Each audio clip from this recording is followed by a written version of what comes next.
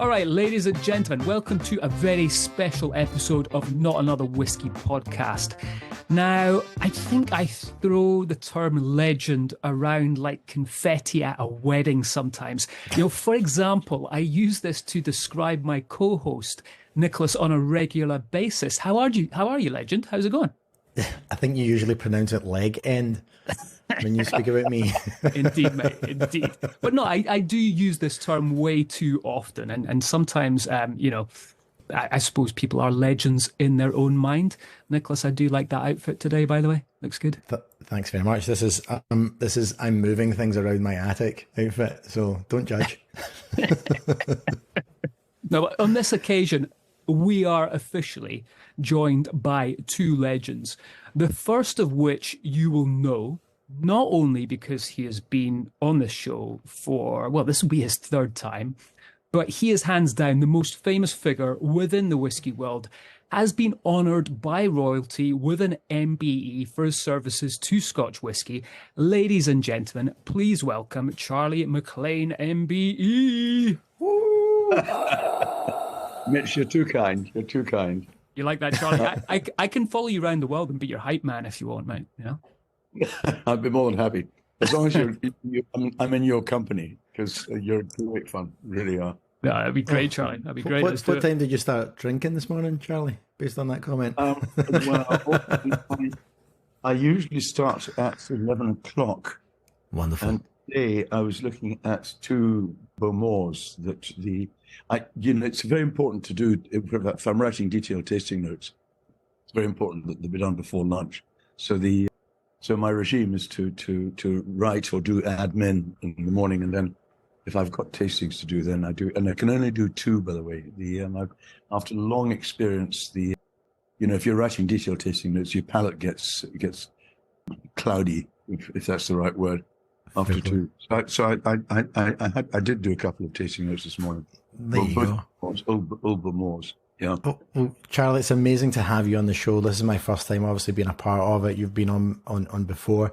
And Mitch did say that there were two legends in the show. I now realise he was not referring to me as the second, but your son Lachlan, who holds several world records for his effort in rowing across the Atlantic with your other two sons in 2019. So in 35 days, 9 hours, 9 minutes, smashing the previous world record by 6 days and taking 6 Guinness World Records in the process. Lachlan, you absolute legend. Welcome to the show, my man. It's great to have you both here. That's very kind. So I'm gonna have to correct you there, because it was 3 world records. Okay. And then actually one of them has been broken. So there you go. No, but Lachlan, it wasn't 3 world records because there was 3 of you, so it was actually 9 world records. Okay. It was 3. Yeah. Okay. Now, so I have to say, you can tell who did the homework for this show, because this is Mitch counting the math in his fingers. You know what I mean? So obviously he ran out of fingers. Yeah, Mitch is the only man that's got love and hat written across his knuckles because he's missing a finger. Dude, I always say, I'm kind of like part of the hype of whiskey, you know, and it's I get excited. What can I say? Don't let the facts get in the way of a good story, right? Indeed, David Lachlan, come on, talk us through that. That's an incredible journey, right? Yeah, I know. It was an amazing journey, life-changing experience, definitely. So it was 5 years ago, and I'd say all 3 of us, our trajectory has been changed pretty considerably by it. We were very lucky to have the experience. So yeah, I'm sure we'll get more into it. But well, now someone's broken that record, you're going to get back in the boat. Is that what we're talking about? I mean, I think not the Atlantic. there Certainly you not. go. Well, we're going to chat about that in a second, because there is another adventure for you coming up, Lachlan, right? But Charlie, as their dad, I'm sure those 35 days were like super nerve-wracking for you. How many bottles of whiskey were consumed over those 35 days? About one a day, I should think. But it was. I mean, all the eggs in one basket, you know. And I was completely confident that the boys are extremely fit. They get on terribly well together. One of the things that commonly happens on these long-haul voyages, by sail or let alone by oar, is that the crew falls out. And I mean, it's a very testing experience. And it must be rather like riding a tandem bicycle, when you think that the other person isn't really pulling their weight, and. But I was confident that the things would go well. But nevertheless, you can get a tracker, and so I could follow it in the middle of the night. I'd be waking up and looking, finding out, well, A, whether the boat was still afloat, and B, how they were doing, and so I could follow that in that way. We had a very occasional conversations, didn't we, Lara? Yeah, I think we phoned you about once a week. We had a satellite phone, and we'd phone mum and dad just to check in once a week to, I don't know, try and put rest them at ease a little bit. Yeah. It was quite funny though, because there was the tracker. It's called YB trackers, and you can see where each of the boats is, and you're stretched over about 1,000 miles, and it updates every 4 hours. And Dad, I think throughout the 35, he was checking it every hour. Even though there'd be no change, but it was very sweet. That's very cool indeed.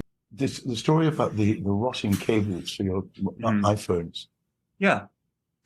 I mean it's relevant because it's I think context for something we're probably gonna go on to talk about. But about a week into the trip, so the trip was 35 days in total, left from the Canary Islands, and we finished in the Caribbean. And about 7 days in, we'd packed 5 iPhone cables with us, and we were using our phones for sort of 2 reasons. One was we were trying to get as much footage as we could of life at sea, and then sending it back to shore, and then we had kind of social media and stuff going on to fundraise for 2 charities we were fundraising for. And the other main purpose of the phones was to listen to music and audiobooks. But about 7 days into the trip, we realized that we were onto our last iPhone cable. So the cables were, the contacts where they go into the phone, they were corroding in the salty air. And it meant, so we realized we'd gone through 4 out of 5, and we had this sort of, I guess, it was a bit of a fait accompli. Like, what do we do? Either we can stop listening to any music, because the sending the media was the important function of the phones. But as you can imagine, 20, up to a 50-day crossing left, and no audiobooks, no music to kind of pass those hours was quite daunting. So we basically decided to ration our music. We had one hour of music a day, and that was as the sun was going down. So to take us into the night shift, we'd play an hour of music, the same playlist each day. And the rest of the time we were in silence. And that basically meant that we kind of passed the time talking about this, that, and everything. And those discussions at sea that led on to the charity which we've set up with Dad. So I think it was a blessing in disguise, but at the time it felt pretty nightmarish, to be honest. Yeah. No, but I suppose there is something there, right? I mean, we're all so connected these days, and we're always on our phones or laptops, and to take that moment just to stop and reconnect with each other, is a great story there, and that is very relevant to what everyone should start doing, I think. Drink more whiskey, have a chat, switch your phone off. But also on that note, I think you're right. This was a great segue. So thanks, Lachlan, for teeing this up. But obviously, you can see when water can be obviously an amazing thing, and it's life giving and all these other things. But it can also, when it's not great, erode and corrode and not be good. And that kind of leads us on to the Maclean Foundation. So obviously everything that we do with whiskey, we rely and we're blessed by, I think in the Western world, but specifically in Scotland, we don't really think too hard about having good quality, clean water. Walk us through, and all our listeners through, the Maclean Foundation. And by the way, I was actually going to say, just before we get to that, if that 1 hour of listening to anything happened to be Daz and Mitch's version of Not Another Whiskey Podcast, I'd be solely disappointed. I hope the playlist was much better than that. But anyway, we digress. Walk us through the Maclean Foundation. We'd love to hear and let our listeners hear everything about it and the impetus behind it. Yeah. So, I mean, as you've touched on there, we're fundraising for clean water. And I think as you've touched on, it's something that we, day to day, I take clean water for granted. You know, today I got out of bed, went into the bathroom, turned on the tap, had a drink of water, you know, got my toothbrush out, got in the shower, brushed my teeth, came downstairs, poured myself a glass of water, made some coffee, and so on and so forth. And I think it's something that I take for granted every day. And I think it's only when you go to places that they don't have that abundance that you really realize how fundamentally important it is for people's health, for people's livelihoods, and many other things. So that's what we're fundraising for. Right now, the clean water projects are all in Madagascar. And that was off the back of, in 2018, I went out to Madagascar for a month, spent a month backpacking, and I stayed in a youth centre which had been built by this charity called Feedback Madagascar. And they're an amazing organisation. We're now, actually the founder of the charity is one of the trustees of the Maclean Foundation, a guy called Jamie Spencer. And they have 200 employees in Madagascar. And they do a whole range of things, but one of the kind of central parts of their work is clean water projects. So it's installing boreholes, often in quite remote places, and it's communities living on the edges of this. It's a chunk of the rainforest in the southeast of Madagascar, and it's communities living on the edges of the rainforest and working with them to help to protect that chunk of the rainforest. So yeah, that's the cause behind it at present. And I think that the fundament at its core, I think that the row across the Atlantic, it's, you know, off the back of it, one of the main thing, Jamie, you and I, my two older brothers and I took away from it was that we wanted to keep working together, and we wanted to do something with Dad as well, because through doing the Atlantic campaign, we were fundraising for actually two charities. So it's clean water projects, and then also a Scottish-based charity called Children First. But one of the fundraisers for Feedback Madagascar, we did a row up the west coast. So we started in Arran, and we finished in Skye, and we stopped at 16 distilleries along the way, all of which had donated 24 bottles of whiskey. And at the end of that trip, it was actually after we got back from Antigua, Dad and a number of his friends, Alex Bruce, Arthur Motley, Richard Patterson. Richard helped. Yeah. They blended this whiskey together to produce two blends, a blended malt and a blended Scotch. And we called them Maclean's Pillage and Maclean's Spillage. Nice. And all of that whiskey together, it enabled us to build, well, it raised 55 grand for clean water projects in Madagascar. Congrats. And that has now been turned into 11 operating boreholes in Madagascar, which I've actually been out to visit those projects. So yeah, I'm tangenting quite a lot, but it's relevant context because off the back of the Atlantic, we wanted to do something together. We wanted to do something with Dad, and it's kind of combining our passions for whiskey and our passion for adventure and using those passions to create positive change. So that's sort of what it's all about, I think. In a nutshell. Yeah. Well done. Superb. Congratulations, guys. I think it was so cool for me because last time I was round at yours, Charlie, Lachlan, you were there. I vaguely remember walking out of your flat, Charlie, after a few Negronis, sherries, and whatever else that we were drinking that day. But it was so cool because you guys showed me the videos that you'd done before they went out. I think it was about 2 weeks before they went out. And you also showed me the bottling that you'd done, which I absolutely loved that. So guys listening, if you haven't seen the Maclean bottling, have a look at it. It's so unique in that you pull off this little, I don't know what you call it, like leather strap, and then you can basically read everything about it, about the label on the inside. So Charlie, let's and Lachlan as well, let's chat about this bottling. I think it's sold out now. I think I'm right in saying that, but it was an Ardmurchan. How did that all come around? Well, quickly, we heard from Arthur Motley that it's all being sold through Royal Mile Whiskies, and there were 244 bottles, I think. 243. 243.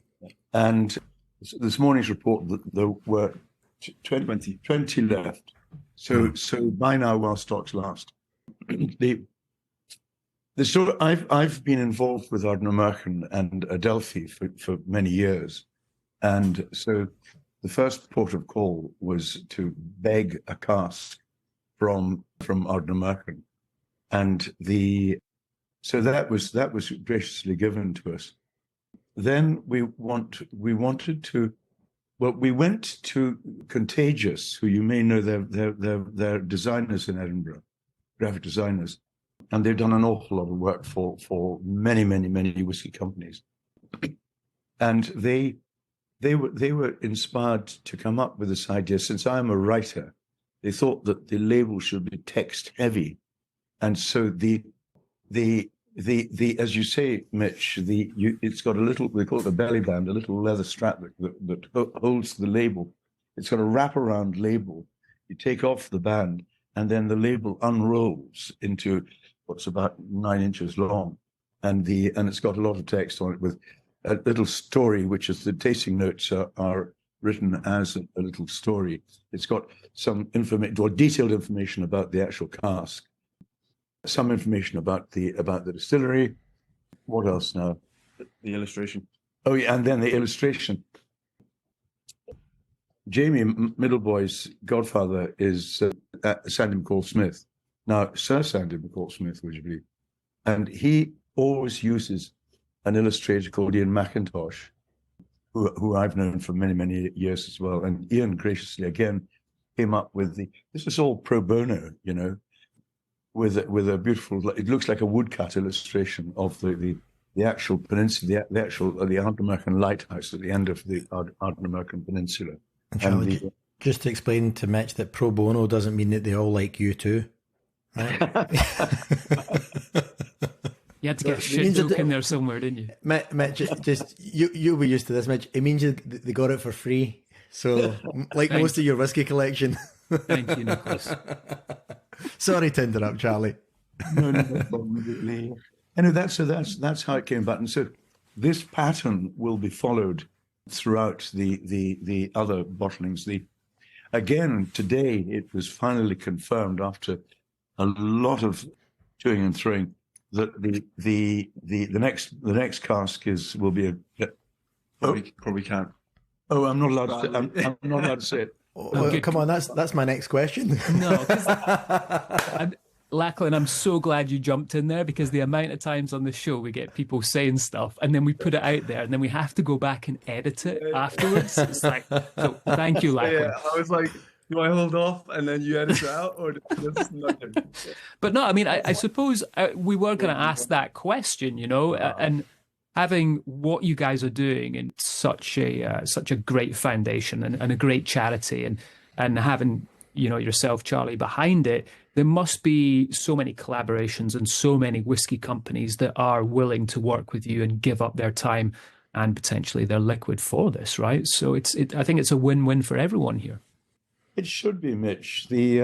And I mean, as I say, we've got now about we've got another 2 whiskey companies, three altogether, that have said, look, we're happy to donate.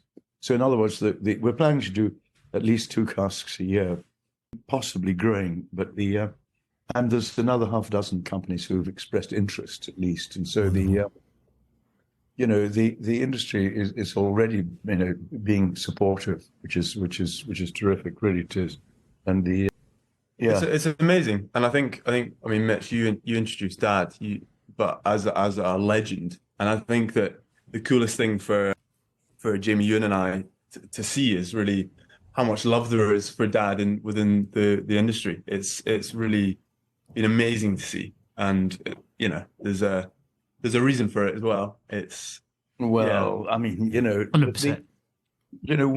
One of the wee films that we made, which I was very embarrassed about it, but it was to do with why I was involved and or what my thinking was behind it. And the industry has been hugely kind to me over the many years. I've made so many good friends, etc., etc.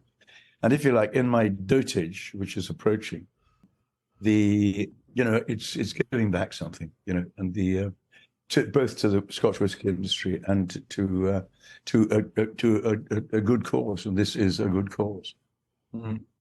100%. So, and on that note, guys, what do you see? What's the aspirations for the foundation's future? Where do you see this going, say, in, like, for example, 5 years' time? What do you want it to be? What did you want it to be known for?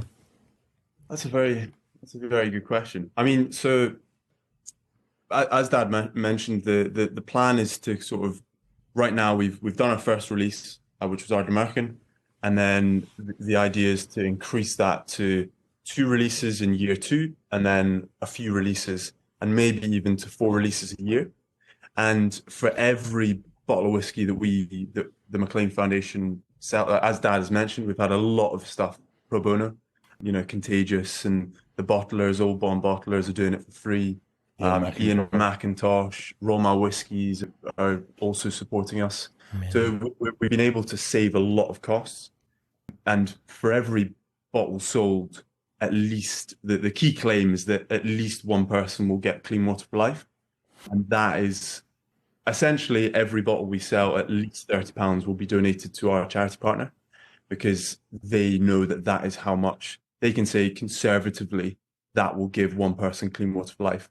I can bore you with the details of that if you want, but I think the plan on the whiskey side is very much so to just keep the more experience, I suppose. Release 2, 3, 4, we'll be getting a bit more experience, and I think it's just to do as good a job as we can of it, and do the distillers who are giving us a cask of whiskey. I mean, it's unbelievable how generous that is. Yeah. So it's to just do it as well as we possibly can, as professionally as we possibly can, and create, have impact through those projects. And another really important part of sort of everything we're doing, there's so much distrust of charity. As soon as you mention the C word, it's people that they don't trust it. They're skeptical, and quite rightly so, because it's abused so much. So I think a very key objective of ours is to try and make the impact of each whiskey release, and also just any fundraising we're doing, make it as tangible and clear as we possibly can. And that will be, for every bottle we sell, essentially, we'll be able to give the exact coordinates, information about the specific project which that is funded. That's amazing. So with photographs of the borehole, that's being created. And the boreholes are being named for the distilleries as well. Yeah. And I'm going out this summer to the first 4 projects which are being built. One of the projects is just being completed, and the next 3 are about to start. And I'm going out this summer, and I'll be visiting those projects. So, yeah. Wow. That's amazing. And honestly, just it's really surprised as well, because Mitch is often called the C word regularly to his face. So I saw his eyes light up when you said that there, Lachlan. Joking aside, Lachlan, I know that you're currently making plans for another row. And in this expedition, is Charlie going to be joining you in this one? So instead of having to look up where you are every hour, he can just say every hour, "Are we there yet? Are we there yet? Are we there yet?" Nicholas, we were actually talking to Mitch as well, and I think Mitch and Dad, we were maybe going to put them in the stern cabin. Can you imagine? They can have a few grams along the way. I think it would be more of like a dinghy behind that you're towing. What are they? Like a chariot. That would be good. It'd be like a live, podcast for the entire ocean. But yeah, so you are right. Sadly, I'm not going to be able to say that many details about it, because we're pre-launch. We're pretty close. So we're looking at the end of May. We'll be sort of announcing what the next trip is going to be, but it is going to be another ocean row. We've just got back from last week, a couple of weeks ago. Got back from the Netherlands. We're having a custom built full carbon ocean rowing boat, and we're actually helping with the build for 8 days. And that's coming over. We're going to pick that up at the end of May, and all I'll say is it's a very different trip. It's a much bigger trip. It will be attempting something that no team has attempted before. Wow. So it's kind of a different ball game, bit of a step into the unknown, but also very, very exciting. We were training this week. We've got an amazing, main trainer is a woman called Chloe Lanthier, and she was actually here this weekend. And she, hilariously, she flew straight from Madrid to Edinburgh to do a couple of days with us. And she was in Madrid because she was training with Nadal. Yeah. But she's nice. We're very, very uber athlete. I think it was a bit of a shock coming from Nadal to like averagely fit Scottish bloke. Yeah. Like, when do we stop for whiskey? She's like, wait, what? Exactly. But no, to find out about that trip at the Maclean Foundation, there'll be announcement about it on there, and yeah, that's the best way to follow. And if we give you a phone cable, maybe we'll get you to dial into Not Another Whiskey podcast from wherever this expedition takes you, and we'll do a live update. Honestly, that would be feasible. We go. We definitely need to do that. Yeah, 100%. I have a satellite phone. It'll probably be crap audio, but yeah, I'm sure. That'd be great to do that. That'd be absolutely fantastic. So, Charlie, question for you: the Maclean Foundation, right? If you had to name all your sons as a whiskey brand, which one would they all be and why? What a ridiculous question. You know, I always ask ridiculous questions, though. I'm not going to ask you the same shit as everyone else. Come on. Well, now let's think. Lala, you need to give me a hand here. What brand do you think you would be? You're tall. Now, so something that is. One would probably be Lagavulin. One would probably be Jamie. Might be Glenlivet actually, because the Prince of Whiskies or whatever they call themselves. Although contemporary Glenlivet is not as good as the original Glenlivet, but and Ewan Kilchoman. Yeah, why? He's quite short. I love that. You're just going on the height of all your sons there. Poor June. So I'm American. You're Rod American. I'll take that. Yeah. I'm sure I showed you Maclean's nose, didn't I? The Mitch, the release from Adelphia Bleakard and American, which is doing phenomenally well, you know. Just because it's fantastic juice, Charlie. Not blowing smoke up your ass, but for the price point and the quality of that is so good. Exactly. Yeah. Did I tell you? I think it was probably about going into the Hebrides bar with a friend. Sometime shortly after the whiskey had been launched, which was only launched a month or so ago, 6 weeks or whatever. And the girl behind the bar, it was in the middle of the afternoon, and the girl behind the bar, who was a very experienced bartender, but she admitted, I was with a friend who was also involved in whiskey, and she said, to my embarrassment, I've never really got on with Scotch whiskey, and it's part of my job and so on. And as a Scot, I should be fond of it, but I've just never got on with it. But then she said, actually, come to think of it, last weekend, I was given a blended Scotch, which I really liked. Wait a minute, I've got a photograph of it on my phone. So she went off and got the photograph, Maclean's nose. Oh, there you go. So nice. Selfies all around. I've had that with you before, Charlie. We've been having lunch before, and I remember the wait. I don't know if you remember this. It was just when I came back from the US, and we were having lunch, and then the waiter that had been serving us the whole time came up and was like, You were in Angel Share, weren't you? You're the guy in Angel Share. Can I get a selfie with you quickly? It's brilliant. That happens a lot.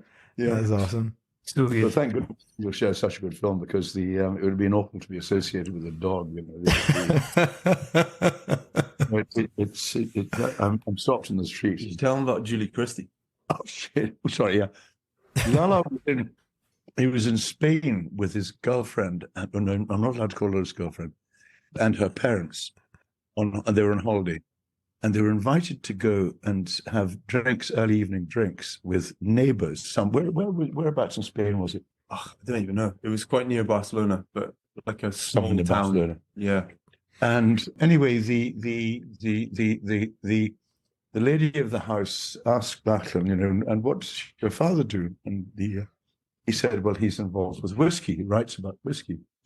Oh, she said, well, we saw a film recently about whiskey. What was it? What was it called? She said to her husband, Alan, what was it? What was it called? Oh, he said it was called The Angel Share. And Lachlan said, well, as a matter of fact, my dad was involved in that film. And then she said, well, he was the whiskey expert in the film. Oh, she said, he did a very good job, since he's not an actor. And then Lachlan said, well, he'll be very, very pleased to hear that because he's a great, great fan of yours. The lady in question was Julie Christie. Oh, wow. That's amazing. Fantastic. She's a fan. Julie Christie's a fan. Put that in the plus category. Charlie, on other things, you also have, speaking of blends, you have a book coming out soon on blends. I'd love to hear a little bit about that, and like how do you see the blended whiskey market currently and the future that it holds? Blended Scotch is being taken more seriously, but it has to be remembered, Nicholas, that you know him as well, and your listeners will know as well. I mean, blended Scotch is the backbone of the Scotch whisky industry. 90% approximately of the malt whisky made goes into blends. If there wasn't blended Scotch whisky, there would really be no malts. Now, this is the new era of these new distilleries, which aren't likely to be participating in the same way with you sending their basing their production on filling orders from blenders. But notwithstanding that, and since the renaissance, if you like, of malt whisky in the 1980s, and steep renaissance during the 90s and over the last 20 odd years, which is terrific, and the renaissance of malt whisky. But some whiskey drinkers, now malt drinkers, rather look down their nose at blended Scotch, and very little has been written about it. There are fragments of it within other. You can see all. Well, you can't because you're not on film. But all these books behind me, there's very little that has been. There are no good dedicated books about blended Scotch. So, I was commissioned during the COVID lockdown. I was commissioned to write a monograph, a short paper about blended Scotch, and having not a lot else to do, I got stuck into that, and that was published. It was commissioned by a thing called the International Wine and Food Society, which is based in New York and London, and that was published. But by the time I'd written about 20,000 words, and then was told that the whole book could only be 10,000 words. So I had a lot of spare text.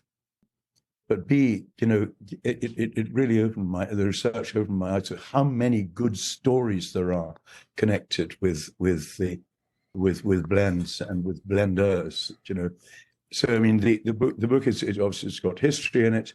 It's got there's a major section called blending in theory and practice. So talking to blenders like Richard Patterson mentioned earlier, Jim Beveridge and so on, and a little bit more about how they address how they set about their jobs, and then there will be profiles of all the leading brands and indeed other brands which have good stories, heavily illustrated with labels and bottles and portraits and what in this proposed book. And I'm working on it with Hans Offringer, and Becky Offringer, his wife, who.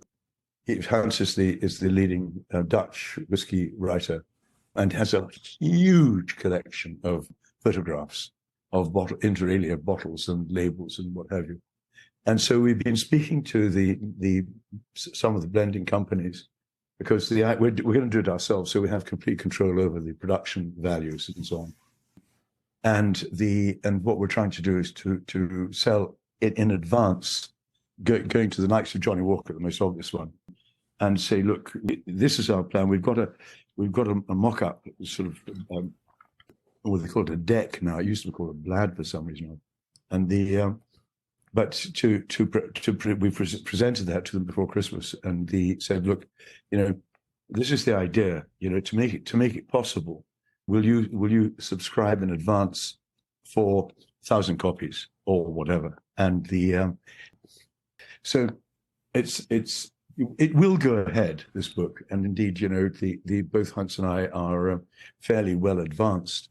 I think that it won't be published until next year. We were planning vaguely to publish by the end of this year, but we've already heard from some of the interested parties, the whiskey companies that have expressed interest, that they would have to come out of their budget for next year. So there'll be a little bit of a delay. But I'm glad you mentioned it, because it's a very interesting. It'll make a very interesting book, I'm sure. Yeah, wonderful. I think it's great timing as well, because as we discussed last time, Charlie, there is, to your point, a lot more interest in blended whiskey right now, and we're seeing so many other brands come out that have really interesting cues to them. And talking about Hans, I saw the picture of you, Hans, Dave Broom, and Alistair Day on Rassie. And that just made my liver hurt just by looking at that picture. I was like, oh, that's a big night right there. It was a cracking. We were there for 4 days, 5 days, and we were judging.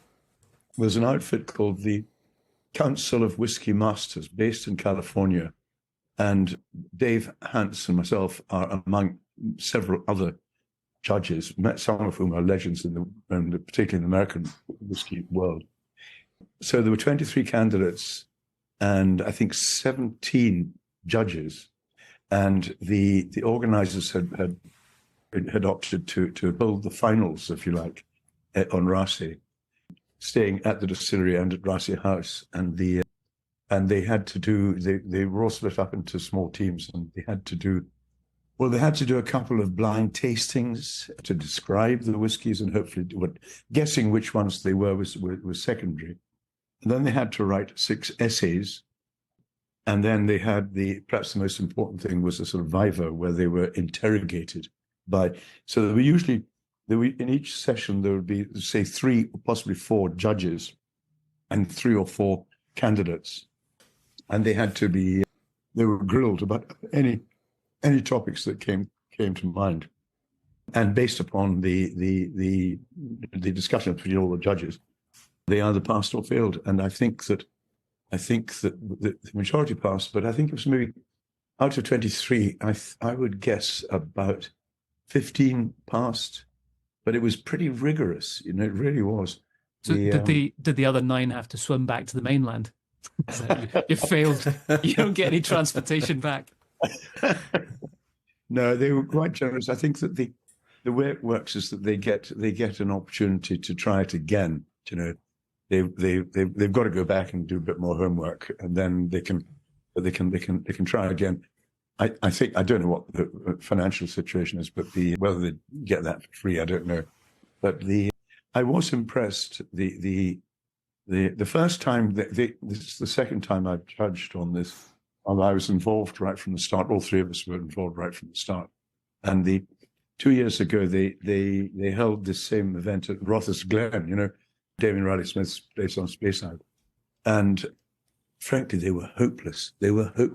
I would have failed. There weren't quite so many candidates, but there's probably about 15, let's say. And I would have failed the whole lot except one. One was outstanding, but the others, and it was not really their fault. Most of them had done the WESET, the Wine Education Trust, whatever it's called, and they were applying sort of wine terms, and they simply had been misinstructed in relation to whiskey. Yeah. So it wasn't really their fault. But what an improvement this time round. It's a really testing qualification. So they become a master of Scotch, master of bourbon, or master of whiskey. And I think to become a master of whiskey, you've got to have done at least one of the others, either master of whiskey or master of Scotch or master of bourbon. And some of these guys, I mean, honestly, Mitch, they knew far more about whiskey than I did. Wow. You're talking about a flight of eight whiskies. There was one chap, 8 whiskies, and not only did he got every single one right. I mean, bourbon's a close book to me, but he got seven out of 8. He got right. I mean, I was struggling to tell on the Master of Whiskey thing whether it was Scotch or non-Scotch, Mm-hmm. But That's impressive. Wow, jeez. That's why we were there, and there was quite a lot of partying at the same time. Yeah. I can imagine. The weather was stunning, absolutely extraordinary for Skye. I was going to say, whenever Alistair Day's involved, it's always quite a big party. I was over in Rassay with him, and yeah, I think I saw about 4 o'clock, and then I was on the ferry the next day, almost hurling over the side. He's a good guy, really. No, amazing. Doing a fantastic job at Rassay, really, really. Yeah. 100%. So going back to the Maclean Foundation, guys, if people want to find out about it, website, Instagram, Lachlan, where can they go? Yeah, so the MacleanFoundation.org is the website, and at the Maclean Foundation on Instagram's the best platform to do it. So yeah, and there'll be there's on the whiskey side, it's a long-term campaign, so there'll be many releases to come, and a few adventures to come as well. So wonderful. Yeah, we do. Yeah, on the whiskey page in the shop on the website, you can see all the content from the Ardnamurchan release. Yeah, that's amazing. Well, gents, thank you so much for joining us. It's been an absolute pleasure. It's been great. Thank you, and we look forward to getting regular updates on the whiskey and the rowing and the adventure as it continues. It's really exciting stuff. Congratulations. Really appreciate it, guys. Thanks very much. Great to see you guys. Cheers.